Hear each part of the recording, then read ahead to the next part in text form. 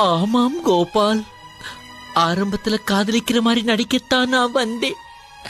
கொஞ்சம் நடிக்கவும் செய்தேன் கோபால். ஆனா தூய்மையான உங்கள் அன்புக்கு முன்னால் என்னுடைய நடிப்பு தோத்து போச்சு கோபால், தோத்து போச்சு. நான் எவ்வளவோ முயற்சி செய்தும் என்னால நடிக்க முடியலே கோபால், நடிக்க முடியலே. இப்பவும் நான் சொல்றேன் கோபால், என் உள்ளத்திலே அவரை தவிர வேற யாருக்கும் இடமில்லை. நீங்க வாங்கி தருகிற வீடுகள் பொருட்களை எல்லாம் நான் வச்சுக்கிறேன். ஆனா என்ன நீங்க வச்சுக்க முடியாது கோபால், வச்சுக்க முடியாது.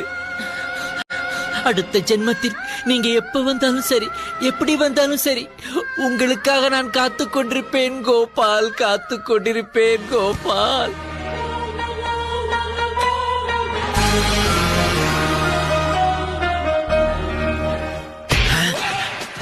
அப்பா ஒளிஞ்சாண்டா.